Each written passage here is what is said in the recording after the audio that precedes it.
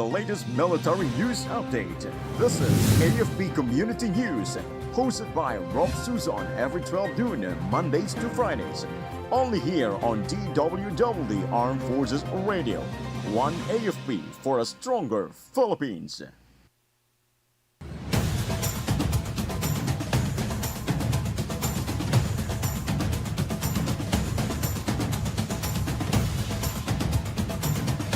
Ngayong Sabado sa ang inyong kawal. Kayo ay nakatutok sa DWDD AFP Radio.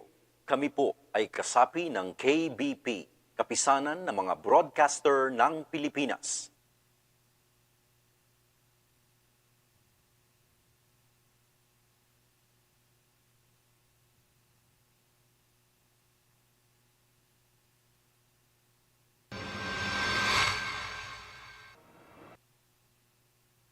Behold the latest military news update.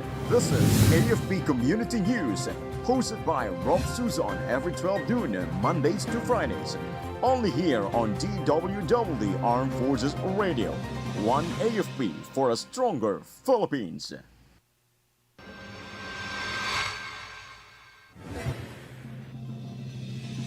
Philippine Army conducts defense drills in Ilocos Norte for joint AFP exercise Dagit Pa. Fifth ID uncovers weapons and supplies linked to NPA in Kalinga.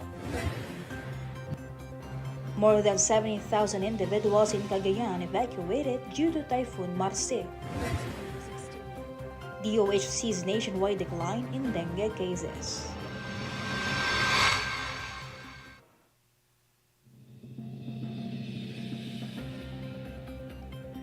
Good day everyone as well to our troops at Camp Emilio Ginaldo, Quezon City. Today is Friday, November 8, and we will bring you the latest news from the armed forces and other information around the Philippines. I am Rofh Suzon for AFP Community News. DWDD Armed Forces News. For the brief overview of our stories, Philippine Army troops conducted defensive operations at the La Paz Sand Dunes in Ilocos Norte. It is still part of the Armed Forces of the Philippines Joint Exercise Dagit Pa or Dagat Langit Lupa. This exercise, now its 8th year, simulates the military's Territorial Defense Plan o Plan Bantay Kalayaan.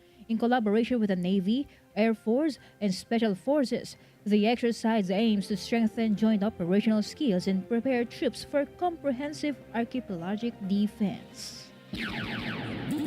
DWDD Armed Forces News. Soldiers from the 5th Infantry Division discovered armed cache allegedly linked to the New People's Army in Balbalan, Kalinga. It includes weapons, ammunitions, and personal items. The cache found in Barangay Gauan during patrols included hundreds of bullets, an improvised explosive device, and various personal belongings. Authorities suspect the site was the former rebel camp. Armed Forces Radio. On the other line, let us hear more from Kath about Philippine Air Force honors Indonesian military for support in disaster relief operations.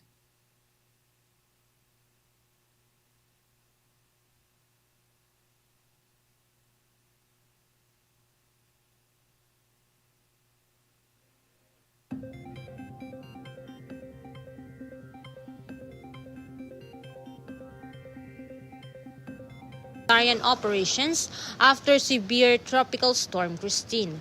A recognition ceremony led by PAF Commanding General Lieutenant General Stephen Pareño was held at Villamor Air Base. He commended the TNI's swift response, emphasizing the strength of the Philippines-Indonesia partnership. 24 Indonesian personnel headed by Colonel Asep Wayu Wijaya receive awards for their vital role in relief missions to the Bicol region's hardest hit areas. This is Kat reporting for AFP Community News, One AFP for a stronger Philippines. Thank you, Kath. DWDD Armed Forces News. The 14th Civil Military Operations Katipunan Battalion held an information awareness drive for students and teachers at Notre Dame Academy, San Fernando, Cebu. Officers discussed the roles of the Armed Forces of the Philippines, recruitment, and national security concerns, including the West Philippine Sea. The event, organized by Vice Mayor and Marine Reservist Risti Regente Luya, aimed to inspire patriotism and resilience against terrorist influence among the youth. DWDD National News. For our national news, the National Grid Corporation of the Philippines mobilized quickly to repair transmission lines damaged by Typhoon Marce, focusing on heavily impacted areas. NGCP teams began patrolling and restoring the power supply in accessible areas. Affected lines include the Santa Ana, Lalo, Tugigaraw, Magapit, Kalamaniwagan, and Tugigaraw, Tabuk, 69 kV lines. The agency advises those experiencing outages outside these areas to contact their local distribution utility.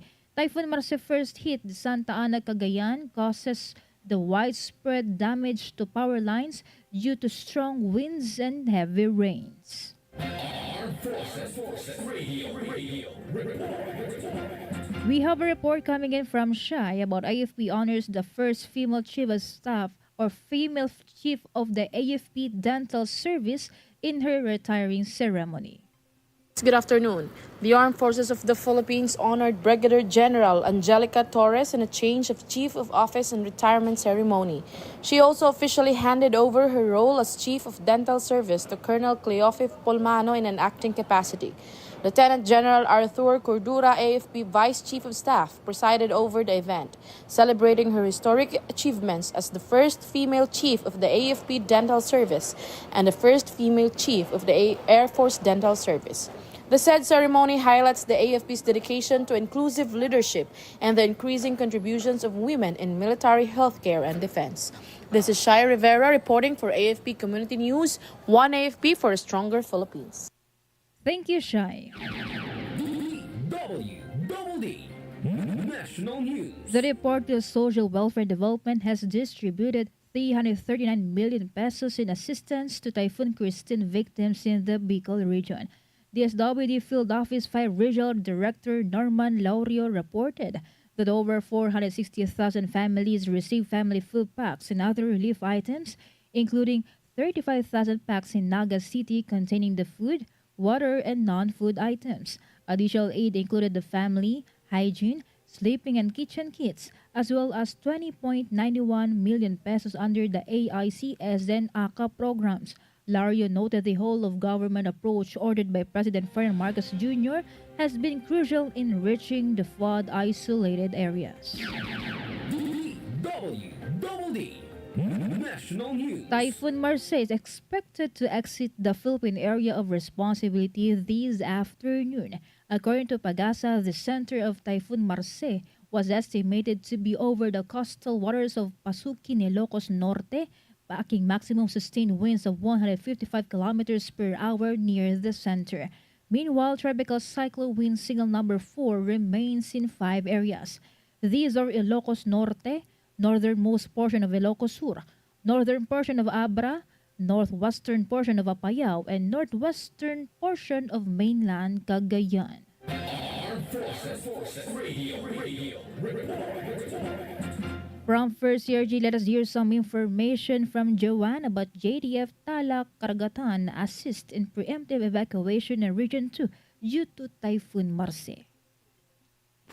Around 3,469 families or 10,088 individuals have been preemptively evacuated since Wednesday across Region 2 as Typhoon Marce pummels this northernmost part of mainland Luzon. The local government collaborated with the personnel of the Marine Battalion Landing Team 10 in the evacuation of affected families, especially children, pregnant women, and senior citizens from the towns of Santa Ana and Gonzaga in Cagayan. In Isabela, the 86th Infantry Highlander Battalion conducted a preemptive evacuation to residents living in the coastal areas. In a media briefing on Thursday, Regional Director Lucia Alan of the Department of Social Welfare and Development Office in the Region 2 said that the affected families are from the high-risk areas in the provinces of Batanes, Cagayan, and Isabela. She said various government line agencies are now monitoring the evacuees to provide for the needs while in evacuation centers. The DSWD Region 2 has reported the distribution of a total of 532,460 pesos worth of food and non-food items to augment local governments in typhoon hit areas. This is on top of the continuing relief aid distribution by the respective local government units. Alan said the region has 84,000 family food packs worth of 58 million pesos ready for augmentation. Non-food items composed of sleeping kits, hygiene kits, and tents amounting to 78 million are also available, she said. In addition, the DSWD Region 2 warehouses located in Abulug, Camalanyugan, Tuguegarao, Ilagan, and Santiago have a stockpile of family food packs on top of the preposition goods of every local government unit in the region. So far, the municipalities of Apari, Pamplona, and Camalanyugan has already requested for family food packs augmentation from DSWD due to the conduct of preemptive evacuation in these areas. This is John Sagauk reporting for AFP Community News 1 AFP for Stronger Philippines. Thank you, Joanne. DWDD National News. A total of 17,737 individuals or 4,912 families in Cagayan province have been evacuated due to Typhoon Marce. The province Child Disaster Risk Reduction and Management Office said that 21 towns have conducted preemptive evacuation to ensure the safety of the residents from the typhoon. Of the said figures, 16,090 individuals are staying in the various evacuation centers, while the rest are temporarily living with neighbors or relatives. The PDRRM Council is currently on alert status. DWDD National News. The Department of Human Settlements and Urban Development has activated its emergency shelter clusters. DHSUD Secretary Jose Rizalino Acuzar said he already instructed the local officials of the department to prepare in order to maximize the assistance to the local residents. Acuzar said activating their teams on the ground days before landfall will better position the response to ensure faster delivery of DHSUD services. For post-disaster assistance, DHSUD provides cash aid through its Integrated Disaster Shelter Assistance Program to victims of both natural and man-made disasters. Armed Forces Radio. For other updates, let us hear the details about AFP PCG Mobilized resources for Typhoon Marce response. Go ahead, Betta Niete. The Armed Forces of the Philippines and the Philippine Coast Guard have mobilized resources and coordinated with the local government to protect public safety. EFP spokesperson Colonel Francel Margaret Padilla confirmed that search and rescue team, equipment, and air, land, and sea assets are on standby. The PCG, under heightened alert, has activated this disaster response group to enable rapid deployment and critical areas. Relatedly, officials upgrade the public to head safety advisory. This is Betanieta reporting for the EFP Community News, 1 EFP for a stronger Philippines. Thank you, Beth Tanyete. DWDD National News. For another national news, the Department of Budget and Management has assured the public that sufficient funds are available to support areas affected by recent natural disasters. Budget Secretary Mena Pangandaman clarified that the Quick Response Fund is not a single fund but is instead distributed among the various agencies. These include the Department of Agriculture, the Department of Education, the Department of Social Welfare and Development, the Department of the Interior and Local Government, and the Philippine National Police. The DBM chief noted that as of October 24, these agencies had a combined 30 billion pesos in QRF funds. Pangandaman added that of that amount, they have already obligated around 15 billion pesos for disaster response. DWDD National News. The Department of Health noted a decline in dengue cases nationwide. DOH reported an 8% decrease from September 29 to October 12, 2024, with 21,097 cases reported. This is lower than the 23,032 cases reported from September 15 to 28, 2024. DOH noted that all regions nationwide did not register an increase during this period, except for the National Capital Region, Central Luzon, and Calabarzon. Armed Forces Radio. Now let's hear a report on the ground about West Mencom strengthens emergency response with advanced incident command system training. Go on for the details, Muffet. Yes, Rofh, the Western Mindanao Command, intensify its emergency preparedness through Advanced Incident Command System or ICS training in Zamboanga City. In collaboration with the Zamboanga City Disaster Risk Reduction and Management Office and Office of Civil Defense Region 9, West Mincom is conducting a 5-day ICS Level 4 training running from November 4 to 8, 2024 at the Grand Astoria Hotel. The training involves reservists from various regional defense groups and government agencies, focusing on enhancing skills for multi-agency coordination during complex emergencies. Relatedly, West Mincom Chief Lieutenant General William Gonzalez encouraged graduates to apply and share their knowledge for community resilience. This is Mafet Tizan reporting for AFP Community News, One AFP for Stronger Philippines. Thank you, Muffet. DWDD National News. On the other hand, President Ferdinand Marcos Jr. said that he will prioritize modernization of the Philippine Marine Corps. During his speech at the PMC 74th anniversary celebration, he emphasized his commitment to a stronger and more comprehensive defense posture through investments in modern infrastructure and upgrades in facilities. The President also acknowledged the Marines' recent efforts in humanitarian assistance and disaster response.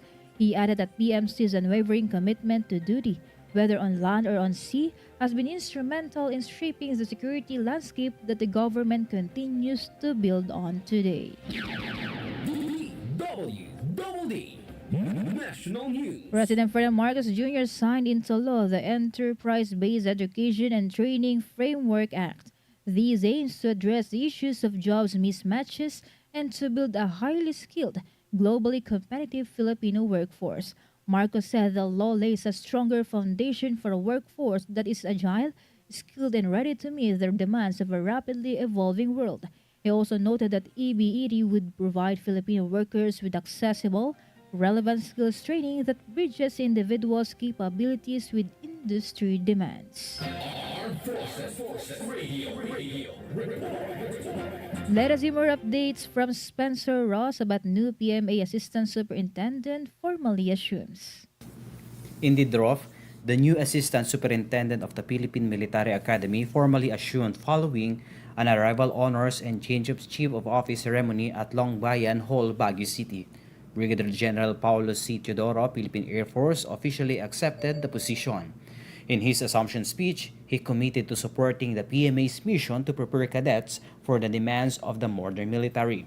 On the other hand, outgoing Acting Assistant Superintendent Colonel Kim Eric Alexander D. Agatev, Philippine Air Force GSC, was recognized for his exceptional leadership and management.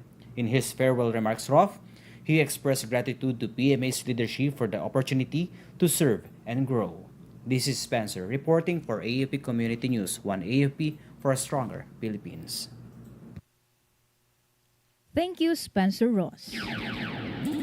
DWDD National News. House Speaker Martin Romualdez said the newly signed Enterprise-Based Education and Training or EBET will help keep the number of unemployed Filipinos down.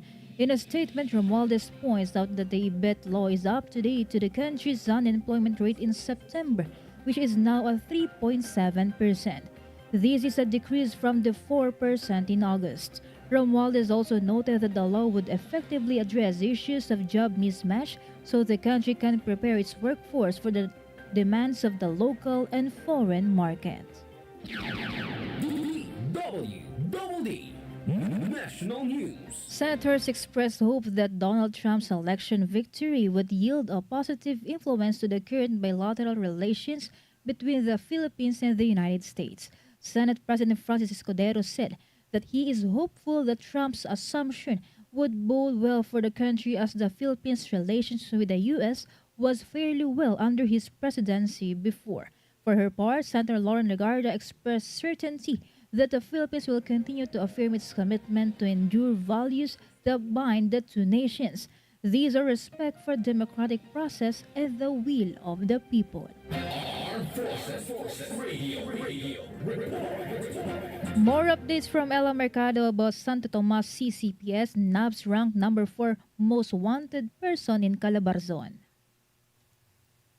Santo Tomas Component City Police Station operatives arrested a 32-year-old regional level most wanted person in Calabarzon after being launched the serving a warrant of arrest against him in Barangay Santa Clara, Batangas City. In the information released by Police Lieutenant Colonel Chita Del Gawiran of PIO Calabarzon, the arrested wanted person identified as alias Pipito facing 12 counts of qualified rape of a minor and 3 counts of qualified rape without corresponding bail, 4 counts of sexual assault with recommended bail of 200,000 pesos each case, lascivious conduct with bail of 180,000 pesos, and case of violation of Republic Act 7610 with bail of 120,000 pesos. The arrest is in force of the document issued by RTC Branch 8 Calamba City, Laguna, dated October 18, 2024. As a result of the aforementioned arrest of top 4 most wanted person Pipito,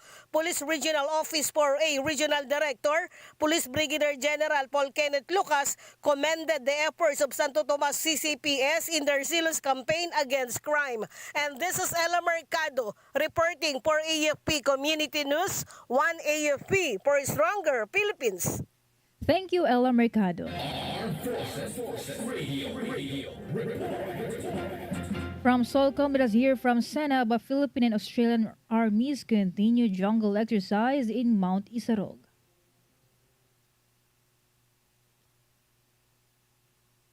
The Philippine and Australian armies continued their joint exercise Kasanga 24-2 with field training on jungle survival and combat tracking on Mount Isarog from November 4 to 5.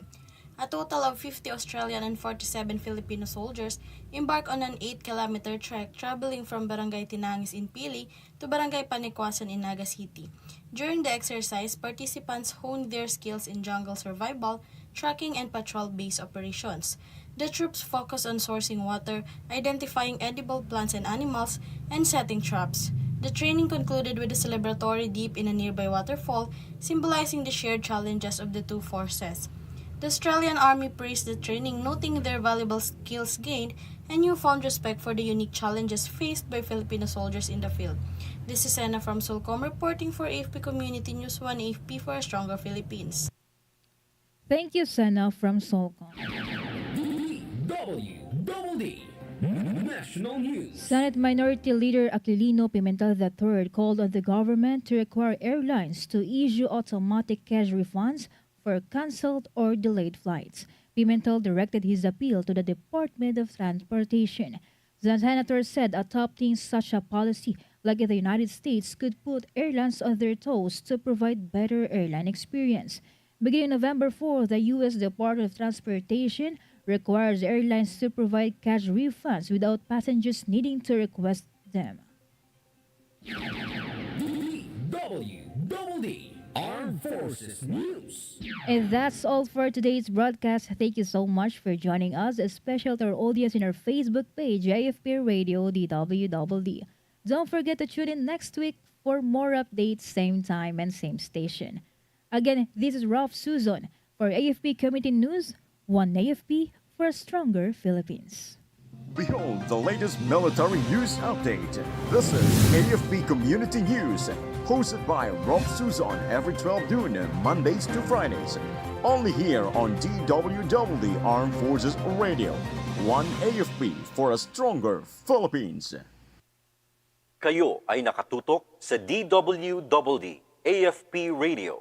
Kami po ay kasapi ng KBP, Kapisanan ng mga Broadcaster ng Pilipinas.